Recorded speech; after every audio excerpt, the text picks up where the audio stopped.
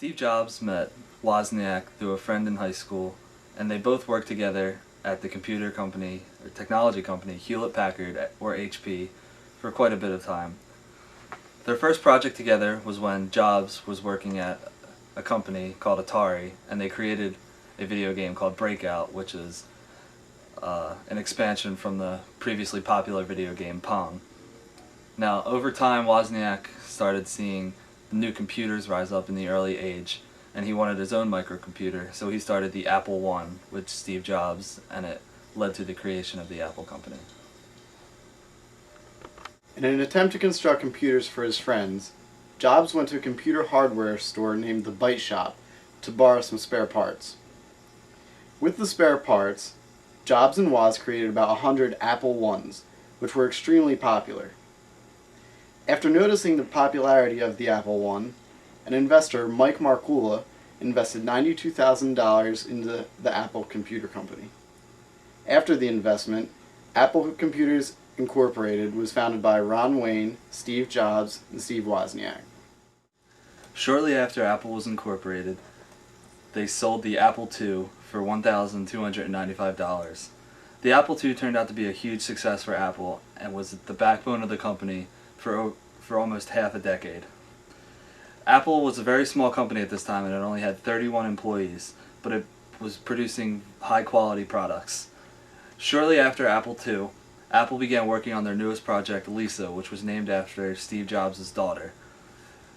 Now, the product was not a success for Apple because Jobs described it as not fitting into the demands of the customers, and it did not sell due to its high price. So we produced a product that was a complete mismatch for the culture of our company, for the image of our company, for the distribution channels of our company, for our current customers. None of them could afford a product like that. And it failed. While working on the Lisa, Apple hired Jeff Raskin, who went on to create the Macintosh project, which would produce a portable computer. Jobs, interested in his company, disliked the Macintosh in its early stages. He forced himself into the Macintosh team and later took charge of the group. After 3 years of hard work, Jobs and the Macintosh team constructed the first completely packaged computer. Shortly after, Jobs demanded that Raskin leave Apple Inc. Raskin went on to resign from Apple. The Macintosh sold 2 years later at $2,495. And so I formed a small team to do the Macintosh. And, we were on a mission from God, to save Apple. No one else thought so, but it turned out we were right. And as we evolved the Mac, it became very clear that this was also a way of reinventing Apple. We reinvented everything. We reinvented manufacturing. I visited probably 80 automated factories in Japan, and we built the world's first automated computer factory in the world in California. As CEO of Apple, Steve Jobs was never known for his kindness. He was known strictly for his success. Some of his employees hated his frankness, and oftentimes he harshly criticized their work. When you tell someone their work is shit? It usually means their work is shit. Sometimes it means I think your work is shit, and I'm wrong. But usually it means their work is not anywhere near good. He despised workers who slacked off and didn't do their job, and he only wanted the best people to work with him for his company. I've built a lot of my success off finding these truly gifted people and not settling for B and C players, but really going for the A players. And I found something. I found that when you get enough A players together, when you go through the incredible work to find 5 of these A players, they really like working with each other because they've never had a chance to do that before. And they don't want to work with B and C players, and so it becomes self-policing, and they only want to hire more A players. And so you build up these pockets of A players, and it propagates. And that's what the Mac team was like. They were all A players. The company off to a great start. Apple Computers Incorporated decided to go public, and their shares went up 32% on the first day, making all of their employees millionaires. Shortly after this, the original investor in the company, Mike Markkula, becomes the president of Apple. With this and the product success Apple had, they were the leader in the computer industry. But they did have two main rivals, IBM and Xerox. Both of these companies created products that were similar to Apple, and they showed great interest in the company. In fact, Xerox actually invested $1 million into Apple. At the time of the Macintosh and Lisa release, IBM was mass-producing PCs and was becoming a big challenge in the market to Apple. Another main computer company, Microsoft, under their president Bill Gates, was also producing products similar to Apple. Bill Gates had shown early interest in working with Jobs, but Jobs did not want to work with Gates. In response to the popularity of IBM and Xerox, Apple put out the 1984 commercial, which aired only one time during the 1984 Super Bowl. The commercial cleverly alluded to the idea that IBM was similar to Big Brother, and that it tried to force its products onto the public. It aimed to get the consumer to break away from the popularity of IBM and choose Apple. Here is that commercial. Today we celebrate the first glorious anniversary of the information purification directives. We have created, for the first time in all history, a garden of pure ideology, where each worker may bloom, secure from the pests of any contradictory thoughts. Our unification as laws is more powerful a weapon than any fleet or army on earth. We are one people, with one will, one resolve, one cause.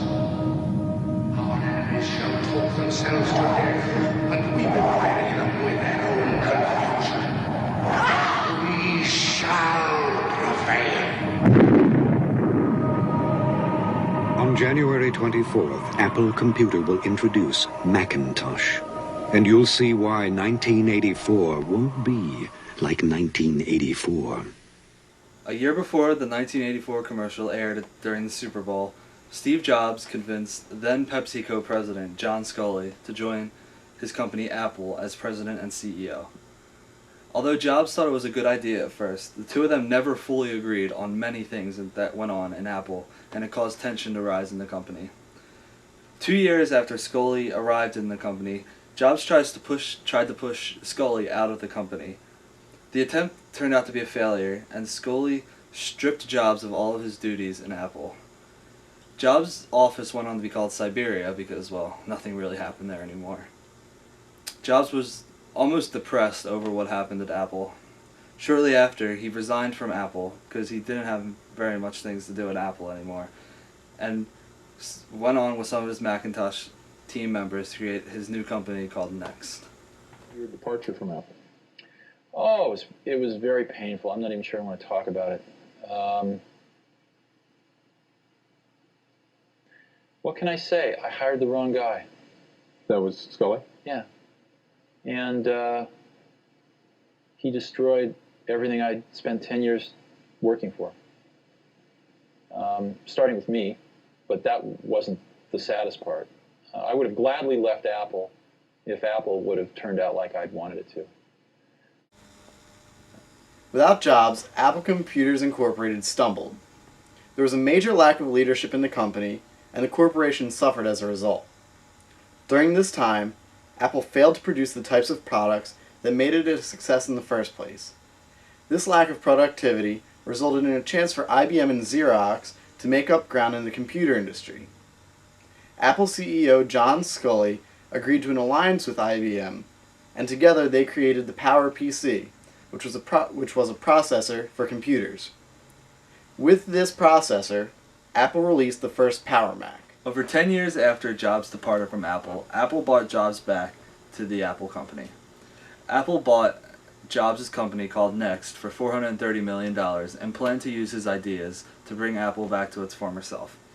Steve Jobs returned to the company as just an advisor, but he moved up in ranks until he became the CEO of Apple. As CEO, Jobs wanted to reform the company to what he would think make it successful.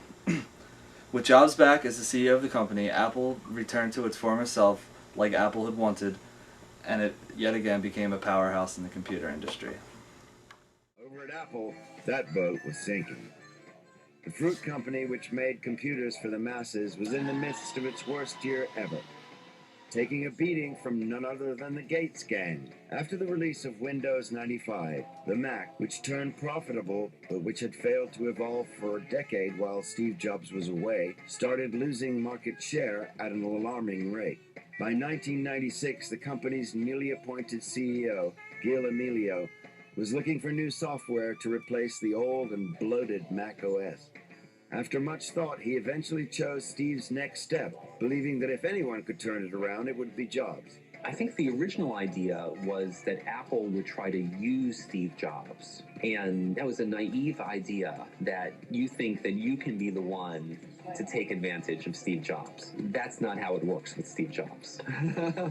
You are not going to be the person who's taking advantage of him. When Steve came back, he knew exactly what to do. He canceled the licensing agreements and took it right back to the way it was when he was running out. Apple continued work on the Power Mac, and it turned out to be a very successful product. Building off of its success, Apple went on to create an iBook in 1999, a laptop computer. By now, Apple was richer than ever and had money to spend in all departments. 2 years after the iBook, they created the iPod, and shortly after, the iPod Nano. Along with the iPod came iTunes, a media store that sold music, games, and other applications for Apple products. iTunes was a big success for Apple and brought in the most revenue out of any product at the time. Even today, iTunes is still a marketplace that people use very often and remains successful. In the early part of the 2000 to 2009 decade, there was a huge demand for cell phones around the world. Apple began to work on their newest product, iPhone, which released in 2005. The iPhone became a product that in some ways changed the world. The iPhone changed the way that people communicated with each other. The product allowed for people to go onto the internet, check their email, and even play games whenever they felt like it. It revolutionized the idea of a phone to the masses, and its concepts are still used in the iPhones being made today.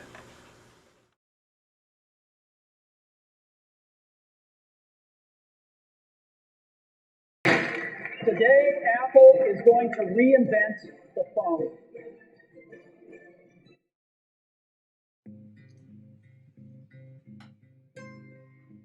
So, say you're watching Pirates of the Caribbean. Did The somebody iPhone, say, like the Macintosh computers, ran the complete operating system on it. It was revolutionary because it allowed the user to accomplish tasks from anywhere that used to require a computer to complete.